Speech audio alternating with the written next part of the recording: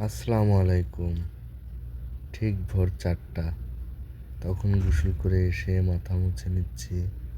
সে সাথে আমার পাঞ্জাবি ও গেঞ্জি রেডি আমার বেডের উপরে। ওখান থেকে নামিয়ে প্রস্তুতি নেওয়ার পালা। এর ভিতরে প্রস্তুতি নেওয়া হয়ে গেছে। সামনে নিয়ে আসলাম সেমাই। সেমাই খেয়ে নামাজের জন্য চলে যাব। সেমাই নিয়ে নিচ্ছি ১.৫ চামচ মতো সেমাই নিয়ে খাওয়া শুরু করব। সেমাই কেমন হয়েছে জানি না। বাংলাদেশে থাকলে তো বাড়িতে আম্মারা পাকাই দিত।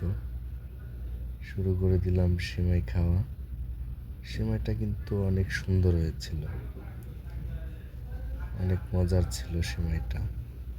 ভোরবেলা সেমাই খাওয়ার পালা। আমার বন্ধুরা কিন্তু আমার জন্য ওয়েট করছে। আমার একটু লেট হয়ে গেছে উঠতে। সেমাই খাওয়ার সময় ডাকাডাকি করতেছিল, সেটা আসলে সেই সাথে আমার বন্ধুরা কিন্তু আমাকে দেখেই দে দৌড়। সবাই নামাজের জন্য গাড়ি ওয়েট করছে। বাইরে গিয়ে সবাই আমাকে দেখেই হাঁটাহাঁটি চালু করে দিল এবং আমার বন্ধু বলছে, এত দেরি হয়? আমি বললাম যে সিমাই খেতেছিলাম। যাই হোক, তখন কিন্তু সবাই তাড়াহুড়ার ভিতরেই ছিল। তখনই নিচে নেমে গিয়েই দেখি যে সবাই কিন্তু দাঁড়িয়ে আছে ড্রাইভারের জন্য। ড্রাইভার সেলফোন আনতে ভুলে গিয়েছে। সেলফোন নিয়ে আসা মাত্রই গাড়ির গেট খুলে দেয় ড্রাইভার। সেই সাথে সিরিয়াল মেনটেন করাই লাগে প্রবাসীদের সব জায়গাতেই, বাসের কাছে, খাওয়ার কাছে। যাই হোক, বাসে উঠে গেলাম।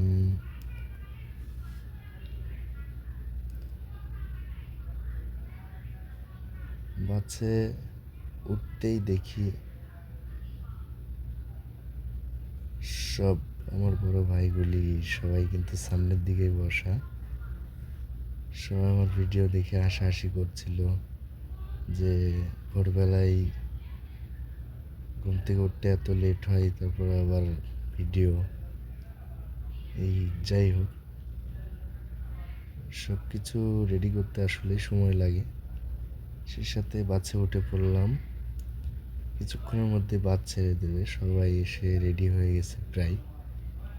এর মধ্যে বলতে বলতে কিন্তু বাস ছেড়ে দিয়েছে।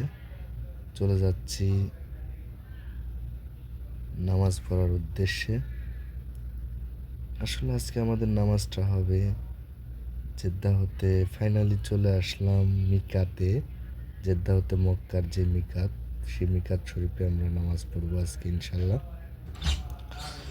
তো মিকাতটা দেখছেন অনেক সুন্দর লাগছিল ভোরবেলায়। চারিদিকে সুন্দর একটা পরিবেশ ছিল। আবহাওয়াটা হালকা ঠান্ডা ঠান্ডা লাগতেছিল। সব মিলায় ভালো ছিল। তারপরে কিন্তু সবাই মসজিদের ভিতরে ঢোকার প্রস্তুতি নিচ্ছিল। পার্টনারেরা অলরেডি চলে গিয়েছে। আমি ভিডিও বানাচ্ছি যার কারণে একটু লেট। পরে চলে গেলাম আস্তে আস্তে মসজিদের দিকে। মসজিদে যাওয়ার সময় দেখতে পাই চারিদিকে থেকে সবাই আসতেছিল নামাজের জন্য। আমরা ফাইনালি সকল প্রবাসীরা আসলে মসজিদেই নামাজ পড়া লাগে। বাংলাদেশের মতো তেমন ঈদগাহ সৌদিতে খুবই কম। আমি এখনো দেখিনি। যাই হোক, আমি তো নতুন আসছি, যার কারণে হয়তো বা দেখা হয়নি। তবে অনেকে আমার পার্টনাররা বলতেছিল যে সৌদিতে ঈদগাহ খুবই কম। তুমি কাতের ভিতরে কিন্তু ঢুকে যাচ্ছে। মসজিদটা এত সুন্দর ছিল, এত সুন্দর বলার মতো না।